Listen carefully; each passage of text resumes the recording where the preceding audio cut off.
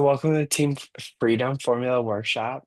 We're gonna again thank you all for being here. It's very, very appreciative of your time, and really we want to use this to drive as much value and as much education to you all as possible.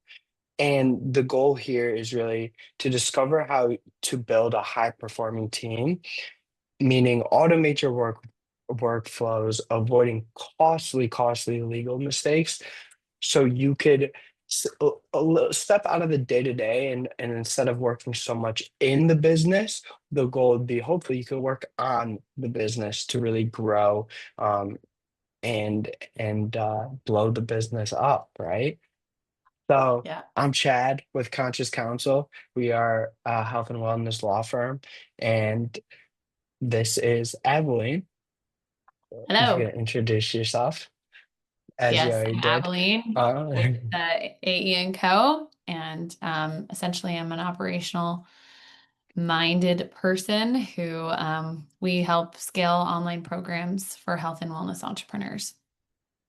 And Evelyn's brilliant. She's really, really brilliant. And I highly recommend you take a look at what she provides at the end because she could really help. It's unbelievable. So Oh, thanks, Chad. uh yeah, seriously.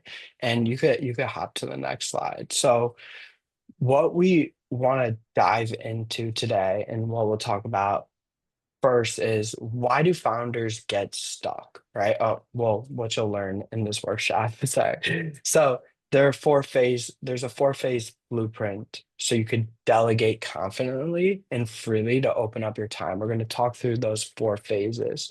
We're also going to talk about how to build a high-performing team so that everybody has clear, defined roles and we're not stepping on each other's toes. And we're also able to hold everyone in those roles accountable, right? Um, the best feedback is accountability. The best way to learn is feedback. So accountability is a big piece of this. We'll talk through the best automation tools and standard operating procedures to save yourself hours and hours and hours a week on manually doing things yourself. And we'll talk through the legal essentials. So contracts, NDAs, IP protection, copyright, trademark, made simple, make it easy.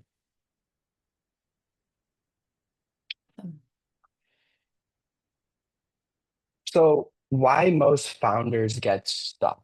Okay.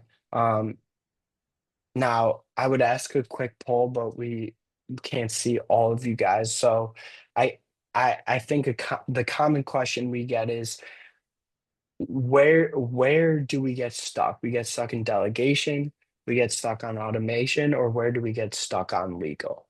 Most founders, right? They're overwhelmed from wearing all the hats in the business. They they can't see a way out. If they stop working in the business, then the business stops moving, so they can't work on the business, right? So that's one aspect of it. Another place where people get stuck is legal blind spots. The fact of the matter is the law is invisible.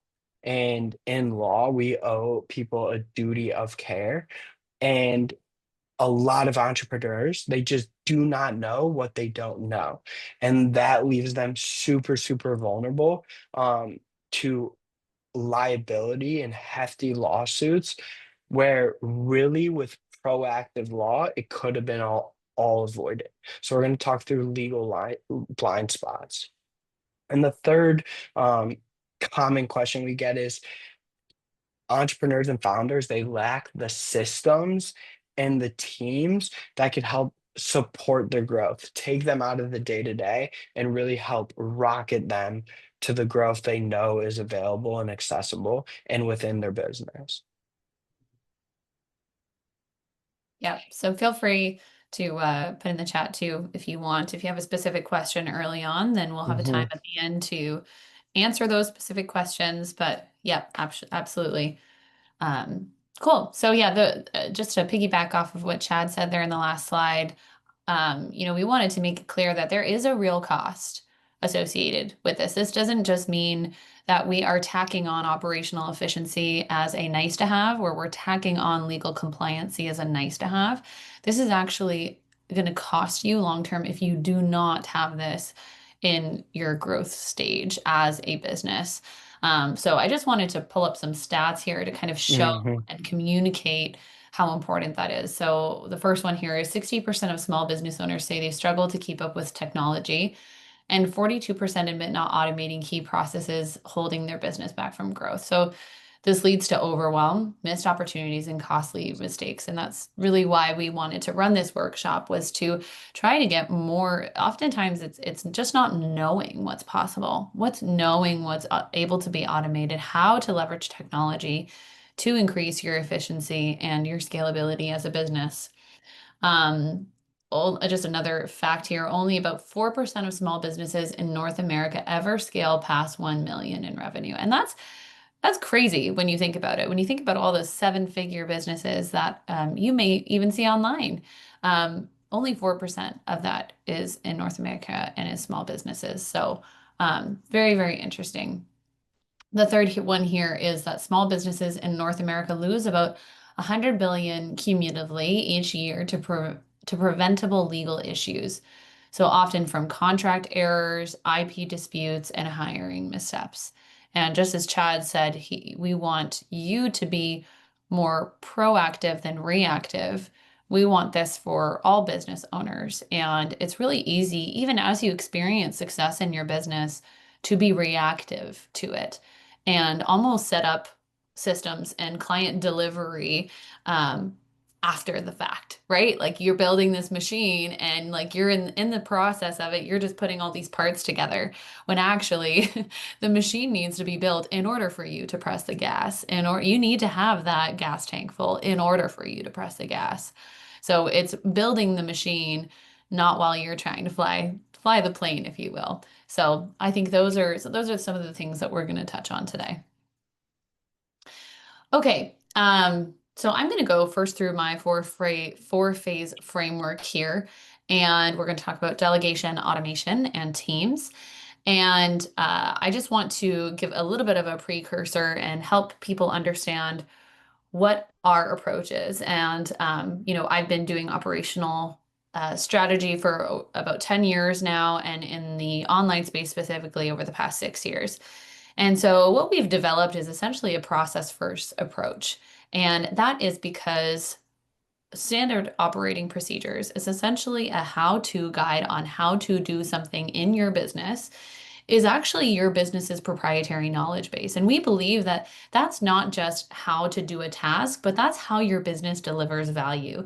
That's actually an asset, because there's a specific proprietary way that you as a founder or you as a business owner deliver on a solution that if you're e-commerce, you're delivering on a product. If you're service based, you're providing a solution to a specific problem. So we have a process first mindset because we want it to be we want to build a living system for you. And we essentially want to get everybody on your team reading the same page of music. I'm a musician. I was actually a music teacher for 15 years, and I still play today. And one thing that is very, very apparent to me is that if I'm a soloist and I'm just singing or I'm just playing a piece of music, it doesn't really matter if I go off the cuff or if I do something different.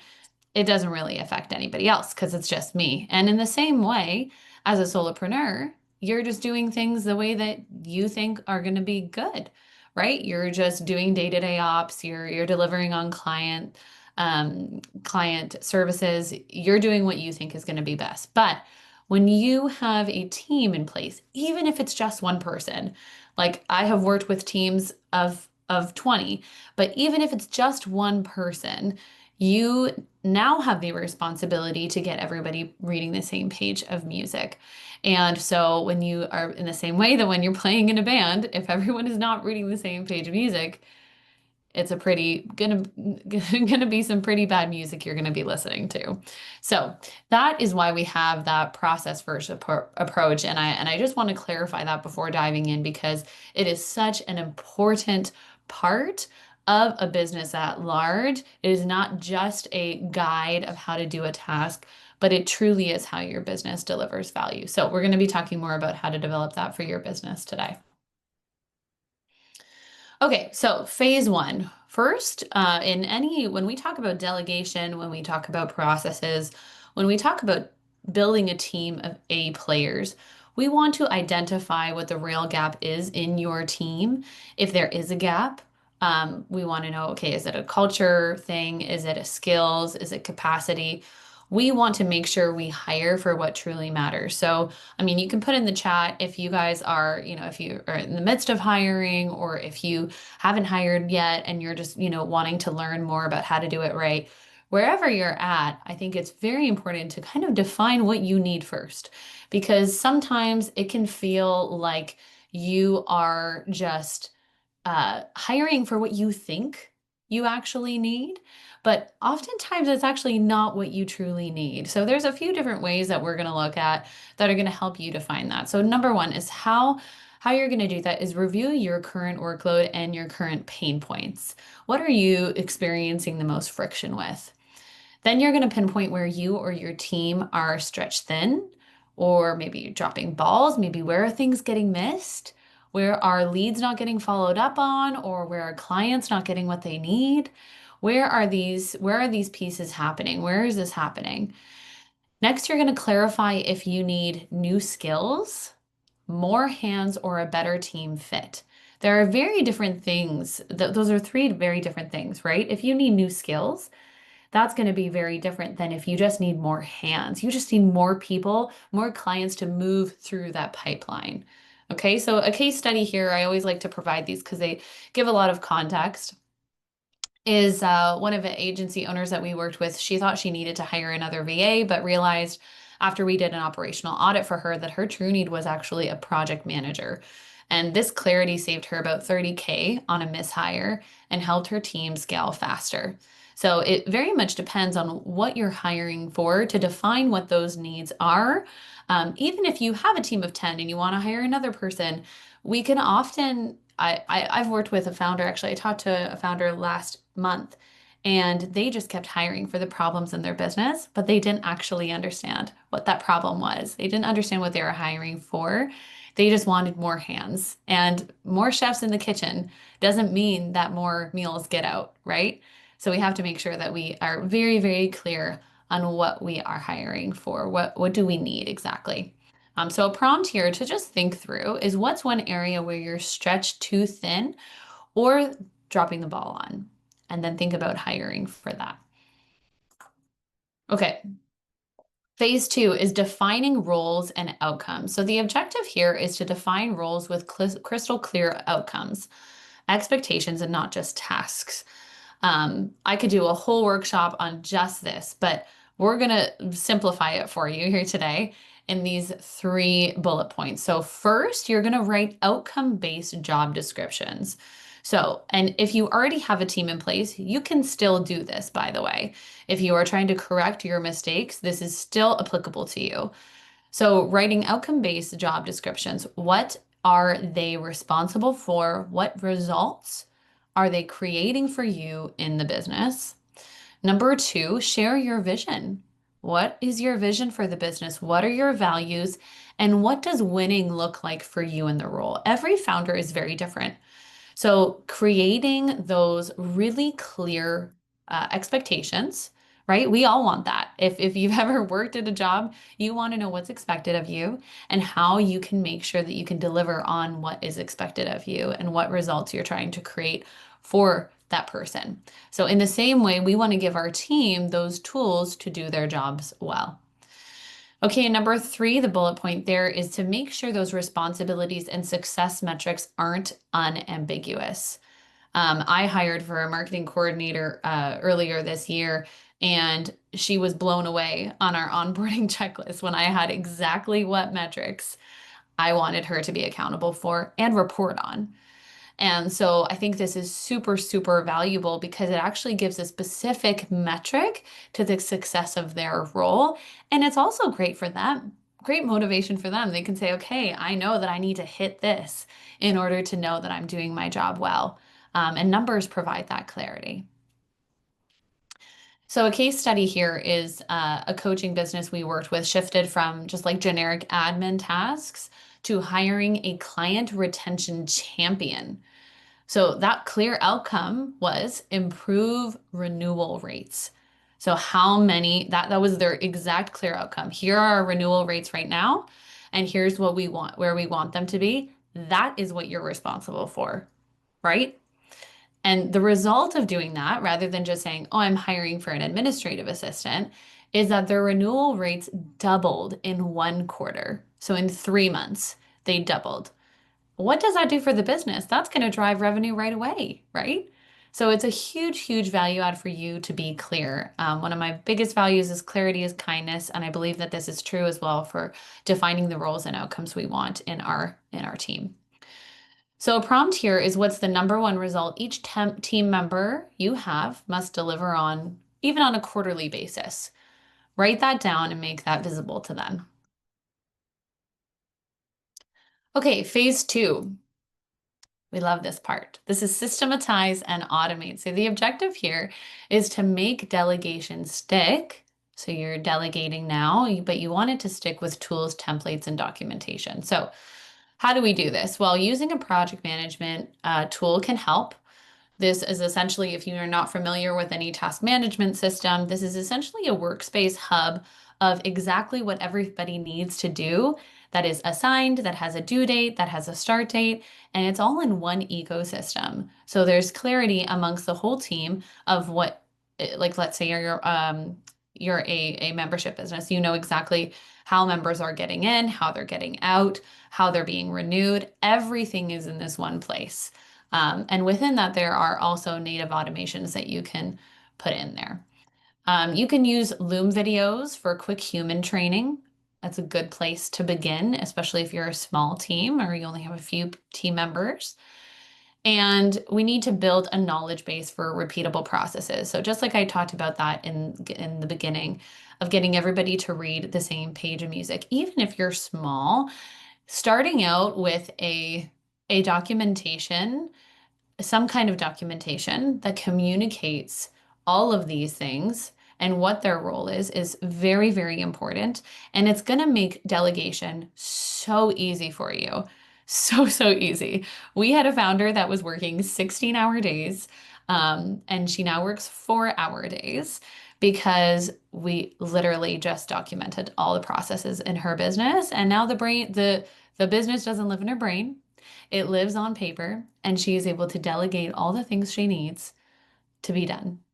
And that's where freedom comes. So another case study for you here is a membership business we worked with. We automated a lot of their customer journey and their onboarding and milestone check-in, and it saved them 5 hours per week, which is a minimum. So a prompt here to think about is what tools do you have in place to make delegation easy for you? There is a plethora of different technology, but what is making it easy for you and the team members that you have? Okay. Last phase is onboard, review, and up level. So we want to make delegation a living process. So we don't just kind of delegate and then that's it. You know, we want to make sure that we're actually implementing feedback loops to improve on not only the processes that we have in place, but also the team members and increase that team morale. So one thing that has been really, really helpful is some quarterly reviews and feedback loops to your team, shifting more responsibility perhaps as your team grows, and continuously refining your documentation and your processes. So let's say your client delivery process changes. You are responsible if you are a founder or if you're delegating this to somebody else and somebody's going to be the champion of processes in your business, then they need to go in and make sure that you are also updating those processes to reflect anything as well. And what I often ask founders is, if you needed to hire 5 people tomorrow, would you have the documentation in place to onboard them successfully? And would they know exactly what they needed to do to deliver on all the client work that you have coming in, or all the new influx of members, or all the whatever that looks like for you in your business? Would you have that infrastructure and that client delivery system in place? And if the answer is yes, great. But oftentimes it's not. It's no. So that's what's really important here. Okay, a case study here is quarterly reviews that we helped a founder implement gave her the ability to shift more to her operations manager and freed up 10 plus hours a month. So a prompt to think through is your lack of trust, perhaps? This is again part of delegation is that trust. And so, that's probably one of the number one reasons I talk to founders and they say, I just don't trust someone. And I think, that can truly limit your potential. If you don't relinquish control and don't learn how to trust somebody else with your baby, which is your business, it is a lot, yes, but it is so worth it long term. And it is so much more fail proof if you have processes set up because you're giving an expectation for your people and for your business. So that clarity is very important. Okay, Chad, over to you. Chad's Yeah, going to talk about legal foundations. Any thoughts there too? I welcome as well on delegation. But yeah. yeah, go That ahead. just so good, Evelyn. Like we always say at Conscious Counsel, like systems and processes, systems and processes. We're only as strong and we could only grow as fast and as big as our systems and processes. So Yeah, everything we're doing needs to be a system and needs to come down to the process. And so it's just so good and so true. So love thank it. you for that.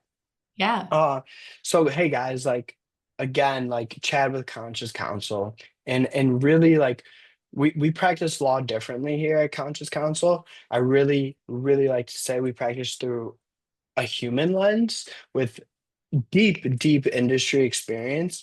And nothing brings us more joy than seeing entrepreneurs and founders that we serve feel safe and supported and just set up to win and feel like they could go make their impact and go grow, knowing they're fully legally protected, right? Mm. And here's the truth of the matter is when people hear lawyer, sometimes they yawn, they get bored, they tune out. So we're gonna make it fun. We're here for fun and for it to be clear, but here's the truth. If you are a business owner, if you are an entrepreneur, legal protection is not just a nice to have. It is not just a nice to have, it is mission critical, right? It is mission critical. So what we're gonna talk about today is legal foundations for safely delegating and safely hiring. And the big piece I want everyone to kind of think about is your agreement, the point of legal agreement. If a problem were to ever arise with delegation or with hiring legally, does anybody have any questions and or answers to this and you can put in the chat. What is the first thing your lawyer is going to say? Any ideas? If someone decides to sue you or if somebody is pursuing legal action against you, what's the first thing the lawyer is going to ask you? What does the contract say? Very good, Roxanne. That pretty much nailed it. Do you have the contract? The first thing your lawyer is going to ask you is, show me a signed copy of the written agreement. The written agreement, the strength of your agreements is going to dictate how little or how much you're going to put it's going to dictate how this goes, right? And that is the importance of your written legal agreements. So the point of agreements is for you to openly and honestly communicate your expectations with the people you have a commercial relationship with, right? So that could be a third party you're working with, that could be somebody you're hiring as an employee or as an independent contractor, that could be somebody you're interviewing with and just need them to sign NDAs, right? That could be the online world that you're putting yourself out into. So openly and honestly communicating your expectations. You will fall, and if anything legally arises, you will fall to the strength of your contracts, of your written agreements, which is why it's so, so, so important to have industry specific agreements uh, that openly and honestly communicate your expectations. Okay. So, first and foremost, let's talk about hiring contracts. Employees first contractors. Very, very critical to know the difference. Misclassification issues happen all the time from this side of the desk. I see it every day. Now, employees is you control how, you control when, and you can control where they work in the highest form. You handle the taxes and the benefits and compliance. Okay. Now, contractors, they're essentially hired for a specific project or for a specific result. There's more independence for a contractor, and there's no tax withholdings when you pay them. So a very, very common mistake to avoid is misclassifications. We got to ensure that we're classifying our workers correctly under whichever jurisdiction we're conducting business and that our business is in and resides in. So misclassification of workers can absolutely trigger back taxes, penalties, lawsuits, a lot more. So it's very, very important that if you do not know what type of workers you have, or if you're misclassifying them wrong, that you work with an attorney, work with an industry specific attorney to ensure you're classifying your workers correctly. Now, with that being said, too, it's also very, very important that in your written agreements with your employees or contractors, you're openly and honestly communicating your expectations with them, right? What is allowed, what isn't allowed, what their scope of work is, what there isn't. That way, if God forbid anything does happen, your agreements, your employee agreements, or your independent contractor agreements give you the strongest legal position possible, right? So, just an example of this is if you're hiring workers or if you're hiring employees or contractors, and let's say you need to let somebody go. Let's say you've been holding them to this standard, or if they've been doing something the wrong way and you've given them the feedback and they haven't take it, and you decide it's best for your business, you have to let them go. If they turn around and decide to sue you for wrongful discrimination, what's going to set the bar to how that experience goes? The strength of your contract. If you have a generic template, if you have a chat GPT template, it's not going to give you a strong legal position in that crisis situation. However, if you had a lawyer review or write industry specific outlining that employer, that contractor's expectations, what they can do, what they can't do, and termination and what happens from there, then we can easily quickly mitigate that situation within minutes.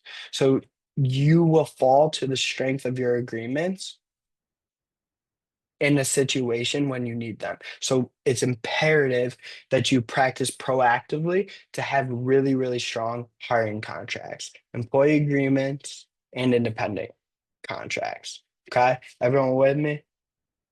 Cool. Cool. So NDAs, when, how, why to use them. NDAs, you should really think about before sharing sensitive information that maybe it's your programs or your client list or your launch plans or restructure plans. You should always use NDAs before sharing sensitive info. What they protect is confidential ideas or business strategies, right? That's what an NDA protects. So to keep it simple, define in your business what's confidential. Define in your business how long it needs to stay protected, and define in your NDAs like what happens if that confidentiality is breached, right? So a good rule of thumb, if you will, is if you'd be upset if somebody is seeing it or sharing it on social media or Instagram, make sure you cover it with an NDA, right? It's a really good rule of thumb. Now, to move down one more section to IP clauses, um, think of intellectual property, think of copyright and trademark as safeguarding what you create. Think of IP protection as ownership, as exclusivity. So we could get down into the nuts and bolts on the difference between copyright and trademark, but I think what's really important today is IP protection, trademarking, and make sure that your content, that your curriculum, that your photos, that your brand name and logo is owned by you. Okay. That is owned by you. It gives you exclusivity and it gives you ownership. So where this is really, really huge is in this day of digital media too, where everybody is online and practicing across state lines in a lot of ways. The last thing you want is if you have, if I have Conscious Counsel, for example, as a business we've been operating for 9 years, and I decided not to own that IP or not to get it trademarked. If someday this week, I get a cease and desist letter saying I have 10 days to change all my marketing, all my branding, all my creative design, all my website because somebody else got the IP and trademark before me. That's going to be thousands and hundreds of thousands in fixing that problem and rebranding and fixing the websites, all my marketing, because now I don't own my name. So it protects you from running into that situation where you get a cease and desist saying you have 10 days to change everything, right? And that's huge. I can't tell you how often clients come to us saying they just got this letter because they weren't proactive to trademark their name, and somebody else is demanding that they change their name and change their market name because they got it before them. With with IP and trademarking too, a big fact of the matter is it drastically increases the overall price of your asset, of your business. So if you ever go to sell your business, or if you ever go to have your business acquired or a merger, I've seen it be 50 to $100,000 more in the overall price of your asset because you own the IP, because you trademarked your name, because you trademarked your logo. So it drastically increases the overall price of that asset. So IP gives you ownership and exclusivity. It protects your brand from getting a cease and desist that you have to change everything. And then B, it overall drastically increases the price of your business and that asset if you ever go to sell it. Okay. So that's the big thing. Um, really like think about it as language and ensures ownership is automatically transferred to you always in IP. Okay. So um I could go into the nuts and bolts. I want to keep it high level, and if anybody has questions, we could talk one on one. But yeah, that's legal foundations for self delegation and hiring. Whoop whoop. Whoop Awesome. whoop. Yeah, I think it's incredibly important to have these things in place. I cannot tell you how many times I've worked with a founder and we have run into at least like multiple of those issues that you mentioned, Chad. I think that it's so, so important to have these things in place, and it's not a problem until it is. It's not a problem to it is, and that's we really want to educate. Let's not be reactive because when we're reactive, the legal fees are way higher. Now we're Yeah. scrambling to solve this problem, get attorneys in place, mitigate the situation. Where if we practice proactive law and have the proper legal foundation in place from the beginning, from now, then these situations can easily be mitigated instead of scrambling and reactively having high legal fees because we're reacting to a problem. Yeah, and I think that rings true for in my boat, what I see a lot of the time is the same thing, right? Figuring out building the plane while it's flying, and it's so much better to build the plane before you take off. Hmm. Yeah, awesome. Cool. Great. But I did want to share with you all before we get into Q&A just some of the top tools because from the technology perspective, we're wanting to either use current tools that our clients have to make them do their job, help them do their jobs better, optimize what they have, or implement new tools to make sure that they're doing it. And oftentimes I've worked with clients where they'll be like, okay, I need to embrace technology and we need to automate things, and they'll just have all this different tech stack and ended up piling sometimes thousands of dollars every single month that they're paying for these things. And so here are some of our top tools that we really like. Oh, there's actually six. It says top four tools, but there's actually six. So yeah, there you go. Got some extra ones. So we really like using Google Sheets. We love ClickUp and Asana for project and process KPIs, Dubsado or Honeybook for client journey metrics. Zapier we're actually a Zapier partner, and we use them for automating data pulls and tons of reporting. We love ActiveCampaign as a email marketing platform for workflows, segmenting, and tagging. It's actually a good amount of what we do because a lot of the time on the back end, we're wanting to make sure that those client deliverables are really clear, and communicating that through email is what is often done. And we also use Trainual for setting up internal learning management software in your organization. So that would be probably for bigger organizations, I would say, 20 plus or 15 plus. And if you're in that place, then I highly recommend having some kind of learning management software for your company.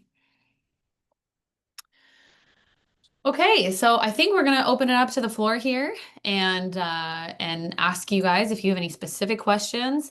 Then we can get into the nuts and bolts of it because this is, like Chad mentioned, this is very, very much high level.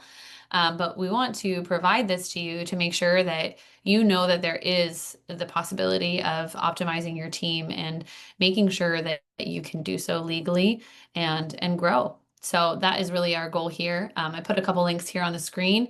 You can book a free legal consult at consciouscounsel.ca. And I also have a free bottleneck quiz that tells you exactly what systems I would implement to take you out of the day to day and eliminate the bottleneck that you're perhaps feeling, and how systems helps that. So yeah, Chad put those links in the chat. And I think we'll open it up to the floor here. You can follow us on IG. We'll open up to the floor and see if y'all have any specific questions. I had a question. Thanks, guys. This is a really helpful presentation. I had a question, Chad. I don't know if this really differs tremendously from BC or Ontario. I'm based in Ontario. I had a question on like termination clauses. Like, I get that it's going to be based on like the industry and the business and the individual and stuff like that. But do you ever see any kind of do you have any feelings or thoughts about what are some best practices related to termination clauses such that might not be in like your run-of-the-mill agreement that might help a business owner? It's a really great question. Um, and it does depend on the industry. Um, and but for the most part, I hopefully I could again, this wouldn't be legal advice, but I would say core best practices for termination clause would be first is clearly defining like termination triggers, if you will. So Okay. outline cause reasons, outline without cause reasons, right? If that makes sense. Yeah, that Um, and you just don't want to conflict with local laws. And the second piece would be notice periods. So notice periods and payment settlement terms. So like what for contractors, what would the notice period be and settlement terms be? Um, and specifically like how the services or invoicing will be handled up to that determinate termination date, if you will. Does that make sense? yeah, that's helpful. Yeah, that's Cool. And then the only other things I would have in there too is like any or non post termination obligations. Sorry, say that one more time. What was the last part? Like whatever post-termination obligations you would see fit. I see. Okay, that's helpful. Thanks. Yeah, great question. And Adeline, I had a question for you too. Yeah, go ahead, Um, Roxy. Glad to have you. yeah, thanks for having me. I really like one of the things that you mentioned that I thought was like definitely hit a chord with me was like that like trust, like learning to trust how important that can be. And I was just kind of like I definitely see that's something that I very personally struggle with in terms of like the hiring process. And then I guess like you kind of talked about it, like, putting like processes and procedures in place. Do you have any other outside of that exact thing? Like, do you have any other things that you find can help business owners get over that hill of The learning how to trust do hill. that? The trust hill. I would say getting to the root of why you don't trust someone. Yeah. Okay. So is it the fact that you don't think that they're going to deliver the way that you like what's the root of the lack of trust? Should I answer? Or are you just saying If you hypothetical? want. Yeah, sure. I think I worry about quality all the time. Like Yeah. I worry about like it has to be a particular quality, and sometimes I wonder how to express quality Mm, in like a process or procedure, like on like a Word document, like right. like I want it to Yeah. be good, right? And Yeah. like, I'm nervous that it wouldn't be. So I think it comes down, even though you look at a Google Doc and you're like, how is this going to communicate the way that I actually want it to? How is this going to, and I think that's why I mentioned the whole like communicating your vision, your values, like what's really important to you. Because if you have a team member on your team who wants to do good work and they are aligned in your values and they know exactly what the definition of done is, and it's up to your standard, then you know then you are able to trust that person That's true. because they're able to deliver on that in the same way that you did. Now, what I will say with delegation is you are not actually trying to replace yourself. You're actually trying to get a certain task 80% of the way, and then you can take it to the 20%. For sure. And what that might look like sometimes is potentially doing some test runs, doing some test projects. Like that's what anytime I actually hire, I always do a test project just to see what kind of quality work that they have. And so yeah, the goal is actually to get it 80% of the way. And then so you can put in parameters there. Like, so maybe for the first 3 months, you're reviewing Mhm. on certain tasks that they have. And then once they get to a certain standard, then you can kind of hand off more as you go. It doesn't have to be like here's everything all at once, if that makes Yeah, sense. that's really helpful. I appreciate that. Thank you. Yeah, absolutely. Great question. Cool. Awesome. Anybody else?